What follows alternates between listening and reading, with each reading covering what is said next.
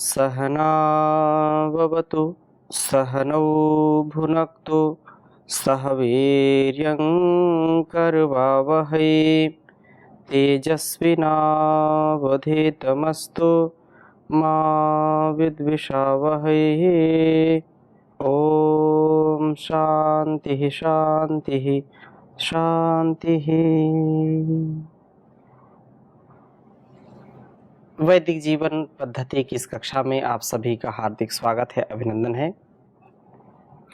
वेदो अखिलो धर्म मूलम, वेद सब सत्य विद्याओं का पुस्तक। वेद का पढ़ना, पढ़ाना, सुनना, सुनाना तथा अपने आचरण में लाना, यह हम सभी का, श्रेष्ठ जनों का परम कर्तव्य है। ऐसे कर्तव्य की हम पालना करें, क्योंकि कर्तव्य से ही हमारा जीवन सफल बनेगा। विगत कक्षा में हमने आनंद की ओर इस बिंदु पर चर्चा की थी और ऋग्वेद के 5वें मंडल के 51वें सूक्त के 5वें मंत्र का स्वाध्याय किया था, जिसमें प्रभु की उपासना से ही हमारे जीवन का अंधकार मिटेगा, ऐसी बात का स्वाध्याय किया। ऐसी बात को हमने आत्मसात करने का प्रयत्न किया और प्रीतिपूर्वक कर्मों को करते हुए हम दानशील बने, सदा जो है भोग वृत्ति से ऊपर उठने का प्रयत्न करें, ऐसी चर्चा की थी। और सोम का पान करें, यही आनंद प्राप्ति का सच्चा उपाय है, क्योंकि बिना कर्म किए कोई रह नहीं सकता। इसलिए कहा कि वायु अर्थात जो हम क्रियाशीलता है हमारी, जो हमारा कर्मों के प्रति समर्पण है कि कर्म तो करना ही पड़ेगा, नहीं कश्चित क्षणमपि जातु तिष्ठत्य कर्मकृत। तो जो जन्म लेता है, जन्म के साथ उसका जीवन कर्म में बन जाता है। यही मनुष्यता है, इसकी विशेषता है कि हम भोग भी करते हैं और कर्म की प्रधानता के साथ जीते हैं। यदि हमारे जीवन में भोग है और हम कर्म नहीं करते हैं, तो भोग ज्यादा दिन तक भोग नहीं सकते। वे भोग हमको रोगों से ग्रस्त कर देंगे, त्रस्त कर देंगे। हम पशुवत जीवन जी पाएंगे, दिव्यता भव्यता ऐश्वर्य से युक्त हमारा जीवन नहीं हो पाएगा। इसलिए कर्म की प्रधानता सर्वोपरि है। कर्तव्य कर्म हमारे चलते रहें, ऐसा हम सामर्थ्य प्राप्त करें तो धीरे धीरे बहुत उन्नत जीवन हमारा हो जाता है। आज हम छठे मंत्र का स्वाध्याय करेंगे। बहुत ही सुंदर वेद मंत्र है यह। युवाओं को, युवतियों को और जो अनियंत्रित जीवन जीते हैं उनको भी प्रेरित करने का बहुत यह सुंदर वेद मंत्र है। इसको पहले आपके समक्ष लिखता हूँ, फिर चर्चा करता हूँ। ओम इंद्रश्चा वायवेशाम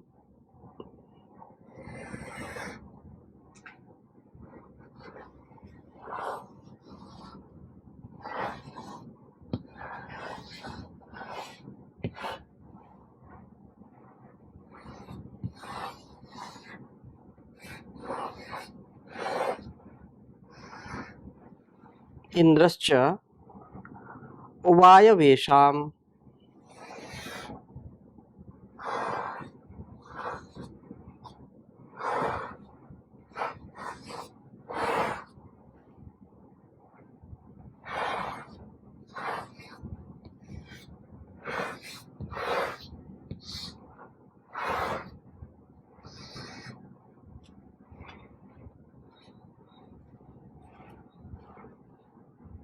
सुता नाम प्रीतिर्महर्थः।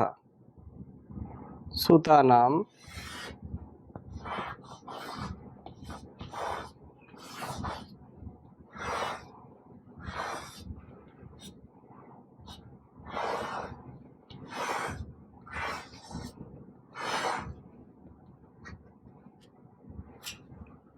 सुतानां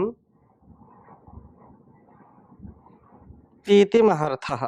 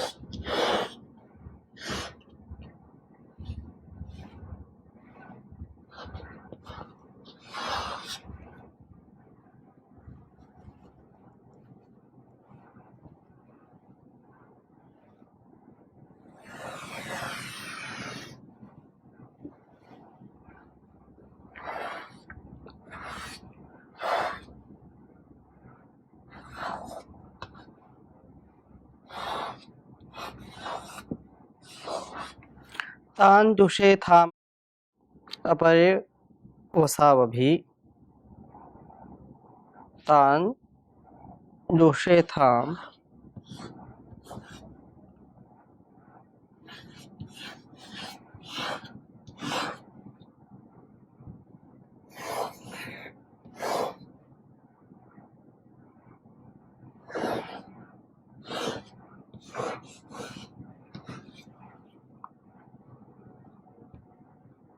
अपरे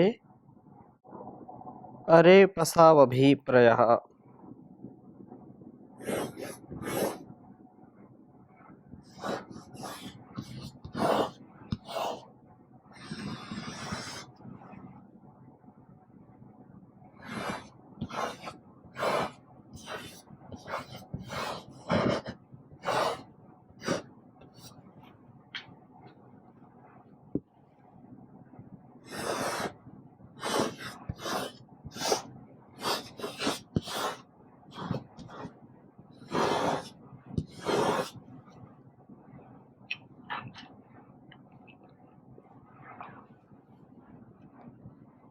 पांचवें मंडल के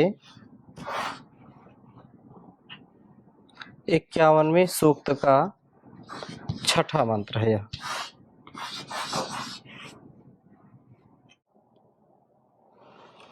ओम इंद्रश्च वायवेषां सुतानां पीतिर्महर्थः, तान् जुषेथामरे पसावभिप्रयः।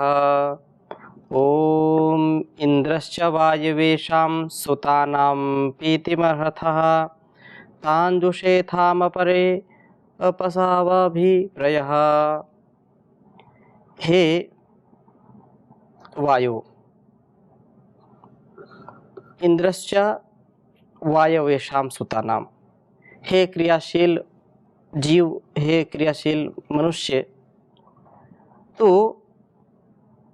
और इंद्र, यह जितेंद्रिय पुरुष, येषाम इन सुतानां पीतिम अर्था अरे पसौ तान जुषेथाम प्रयः अभि। यह जितेंद्रिय पुरुष जो इंद्रियों पर नियंत्रण रखता है, इंद्रियां हमारी बहिर्मुख हैं, संसार की ओर ये भागती हैं, अर्थात रूप रस गंध शब्द स्पर्श आदि जो भोग वृत्ति है, ये इंद्रियां उधर देख करके दौड़ती हैं। बहुत सुंदर बात कही उपनिषदों में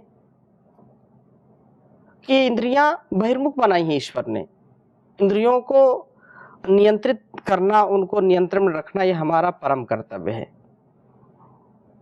यदि नियंत्रित नहीं करेंगे, इंद्रिय निग्रह नहीं करेंगे, इंद्रिय जित नहीं बनेंगे, तो इन भोग भावनाओं में, इन कामनाओं में, वासनाओं में हम अपने अस्तित्व को मिटा लेंगे, हमारा जीवन निरर्थक हो जाएगा। इसलिए हम इंद्रिय जित बने, इंद्रियों पर हमारा पूर्ण नियंत्रण हो। परां चिखानी वितरित स्वयंभू तस्मात् परांग पश्यति नान्तरात्मन, कश्चित धीरा प्रत्यगात्मानम् ऐच्छत्। जो आत्मोन्नति चाहते हैं, आत्मानुकूल आचरण करते हैं, अंतरात्मानम न पश्यति, यह जो बहिर्मुख हैं, जो इंद्रियां बाहर की ओर ज्यादा आकर्षित हैं, अंतर्मुखी नहीं हैं, वह साधना के पथ पर आगे बढ़ नहीं सकता।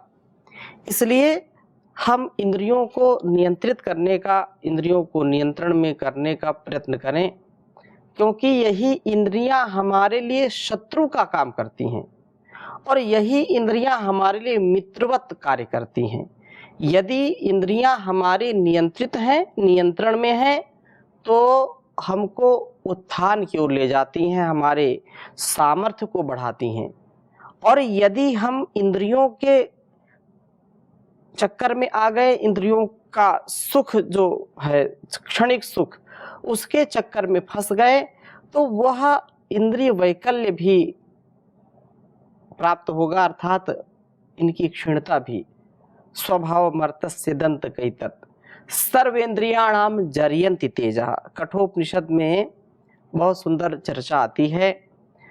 आचार्य नचिकेता को बहुत प्रलोभन देते हैं कि तुम आत्मा के विषय में मत पूछो, तुम जो है जो मरने के बाद की क्या स्थिति होती है या ब्रह्म ज्ञान क्या है, इन प्रश्नों को मेरे से मत पूछो। तुम इनके बदले में जो कुछ भी चाहते हो वो मैं तुमको दूंगा। जितना तुम भोग सामग्री मांगना चाहते हो मांग लो, धन ऐश्वर्य यश कीर्ति मांग लो, बहुत भूमि मैं दान कर देता हूँ आपको, पुत्र पौत्रों का सुख दे देता हूँ, धन धान्य से सदा परिपूर्ण रहेंगे, देश देशांतर तक तुम्हारी कीर्ति फैलेगी, तुम जो चाहो मांगो, और भोग सामग्री जो है आपको तृप्त कर दे ऐसी मेरे से मांग लो। तो उन्होंने बहुत सुंदर बात कही कि आप भोग सामग्री तो दे देंगे, जो आप बोल रहे हैं पुत्र पौत्र दे देंगे, सुंदर सुंदर स्त्रियों का सुख दे देंगे, धन संपत्ति दे देंगे, इस भूमि का अधिकारी बना देंगे, मान लिया मैंने आप देंगे इसको, और जब आप देंगे तो संसार का यह भोग, ये शाश्वत नियम है, आज है कल नहीं रहेगा। स्वभाव मर्तस्य दंत कैतत सर्वेंद्रियाणाम जरियंति तेजः। जो तुम भोग दोगे तो भोग भोगने से इंद्रियों की पुष्टि नहीं होगी, इंद्रियां शिथिल हो जाएंगी, ये तेजहीन कर देंगी व्यक्ति को। इसलिए इन भोगों को, इन भौतिक संसाधनों को मैं नहीं चाहता हूँ, मुझको तो केवल आत्मज्ञान ब्रह्म ज्ञान चाहिए। इसके बदले में यह संसार का भोग जो स्वयं के सामर्थ्य को क्षीण कर देता है, ऐसा मुझको वर नहीं चाहिए। ना वित्तेन तर्पणीयो मनुष्यो, इस संसार में तो कोई तृप्त होता नहीं इससे, तो मैं कैसे इसको ग्रहण करके आश्वस्त हो जाऊं, मैं कैसे इस पर विश्वास रखूं, ऐसी बातें उन्होंने कही हैं। और यही बात यहाँ पर कही है। आचार्य शंकर भी लिखते हैं कि इंद्रियां जो है ये हमारी शत्रु हैं और हमारे मित्र भी हैं। कहा कि शत्रुः सन्ति निज इंद्रियाणि। शत्रु संसार में कौन है? बोले तुम्हारी इंद्रियां, निज इंद्रियाणि, हमारी इंद्रियां ही हमारी सबसे बड़ी शत्रु हैं। तो मित्र, कहा मित्र कौन है? के शत्रुः सन्ति निज इंद्रियाणि तानेव मित्राणि जितानि यानी। मित्र कौन है? तो कहा यही इंद्रियां, तानी एव तान्यव मित्राणि, तानी एव मित्राणि जितानि यानी, जो व्यक्ति इनको जीत लेता है, जो जितेंद्रिय हो जाता है, उसके लिए ये सारी इंद्रियां, हमारी पंच ज्ञानेंद्रियां, कर्मेंद्रियां, ये सारी इंद्रियां हमारी मित्र बन जाती हैं और हमको हर प्रकार के ऐश्वर्य से युक्त कर देती है, तृप्त कर देती हैं। यह जन्म सफल हो जाता है। तानेव मित्राणि जितानि यानी जिसकी इंद्रियां वश में हैं, वास्तव में वह संसार को वश में कर सकता है, और जिसकी इंद्रियां वश में नहीं हैं, वो चाह कर के भी अपने आप को बेबस, बेसहारा और लाचार बना लेता है। चाह कर के भी वह उन्नत जीवन नहीं जी पाता है। इसलिए यहाँ पर यह बात कही है, इंद्र वायु, इंद्र यह जितेंद्रिय पुरुष, ऐसा इन सुता नाम उत्पन्न हुए सोम कणों के पीतिम अर्हथा पान के योग्य हो। जो जितेंद्रिय है, जो इंद्रियों को नियंत्रण रखता है, वास्तव में वही व्यक्ति संसार के भोगों में, संसार के ऐश्वर्यों में आधिपत्य रख सकता है, उसी को अधिकार हो सकता है। और जो निर्बल है, दुर्बल है, जो हीन वीर्य है, जो इंद्रिय शिथिल जिसकी हैं, वह कभी भी संसार के भोगों को भोग भी नहीं सकता है। इसलिए कहा कि जितेंद्रियता हो। सोमपान के दो ही मुख्य साधन हैं, क्रियाशीलता, जितेंद्रियता। यदि व्यक्ति क्रियाशील रहेगा तो उसकी इंद्रियां, उसका मन जो मन इंद्रियों पर नियंत्रण करेगा, मन पर बुद्धि नियंत्रण करेगी। तो इस प्रकार से नियंत्रित जीवन जीने के लिए क्रियाशीलता परम आवश्यक है। क्रियाशील व्यक्ति ही संसार की सेवा में आगे बढ़ सकता है। इसलिए कहा कि नित्य प्रति थोड़ा थोड़ा तो कम से कम इंद्रिय निग्रह का अभ्यास करें, मन का अभ्यास करें, मन को नियंत्रण में करने का ध्यान करें, चिंतन करें, प्राणायाम करें, योग यज्ञ स्वाध्याय करें, परोपकार से युक्त रहें। इससे अपने आप ही हमारी इंद्रियों पर नियंत्रण आने लगता है। इसलिए तू कर बंदगी और भजन धीरे धीरे, मिलेगी प्रभु की शरण धीरे धीरे। तू कर बंदगी और भजन धीरे धीरे, मिलेगी प्रभु की शरण धीरे धीरे। दमन इंद्रियों का तू करता चला जा, दमन इंद्रियों का तू करता चला जा।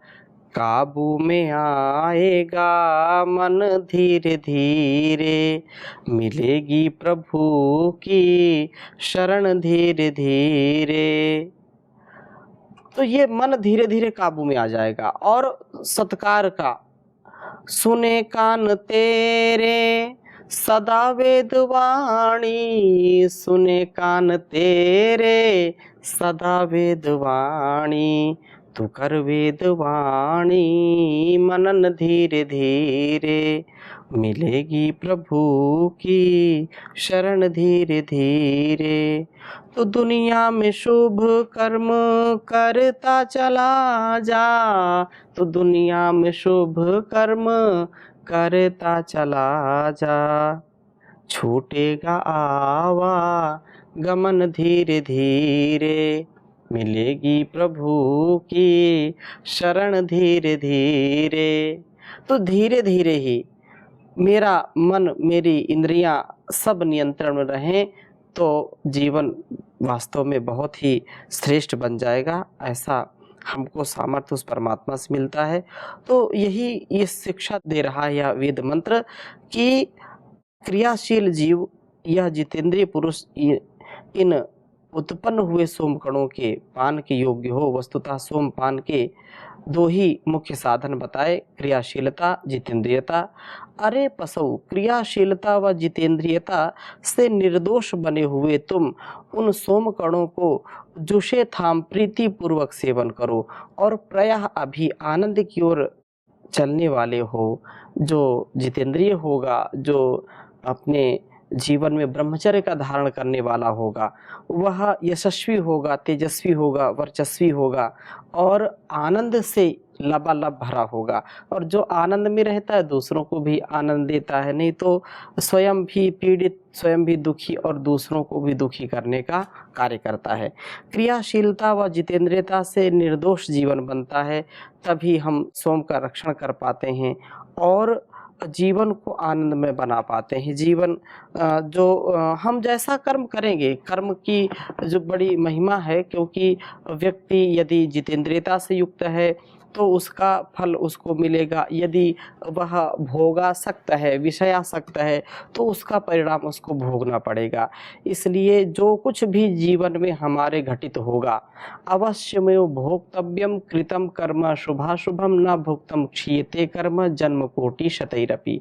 कितना भी कोई व्यक्ति कुछ भी कर ले, लेकिन यदि श्रेष्ठ कर्म नहीं करेगा तो उसको दुख मिलेगा, श्रेष्ठ कर्म करेगा तो दुख आएंगे तो भी वह कभी विचलित नहीं होगा। दुखों को दूर करने का एक ही उपाय है कि हम क्रियाशीलता के साथ, जितेंद्रियता के साथ, समरसता के साथ जीवन को आगे बढ़ाएं। वेदानुकूल, शास्त्रानुकूल, ऋषि प्रोक्त, शास्त्रोक्त कर्मों को करते हुए आगे बढ़ें। तो बहुत सुंदर पथिक जी ने लिखा है,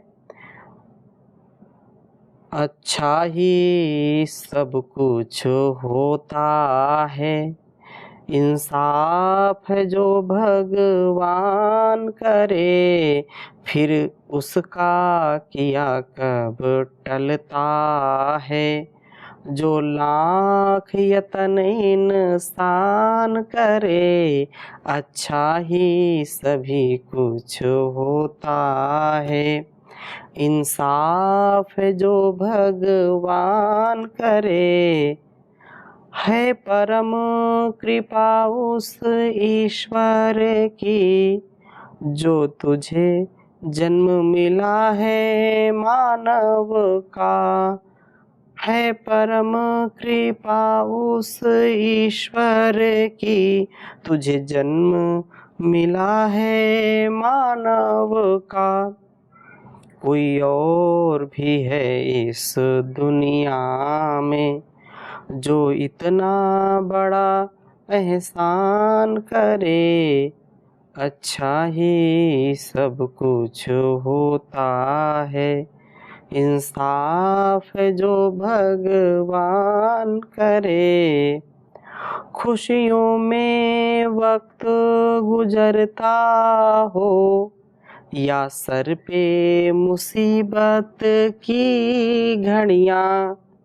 खुशियों में वक्त गुजरता हो, या सर पे मुसीबत की घड़ियाँ। यह फल है किए हुए कर्मों का, शिकवा तो क्यों ना दान करे। अच्छा ही सब कुछ होता है। सच है ये बुजुर्गों की बातें, जो करता है वो भरता है। सच है ये बुजुर्गों की बातें, जो करता है वो भरता है।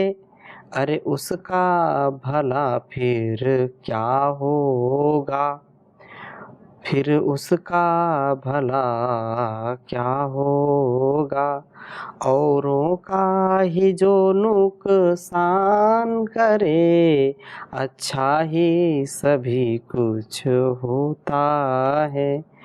दो फूल चढ़ाकर मंदिर में, सुख चैन खजाना मांग लिया। इससे तो फतिक वह बेहतर है, जो एक न कौड़ी दान करे। अच्छा ही सब कुछ होता है। जो कुछ भी इंसाफ भगवान करे, फिर उसका किया कब टलता है। जो लाख यतन इंसान करे, जो लाख यतन इंसान करे। ओम शांति शांति शांति।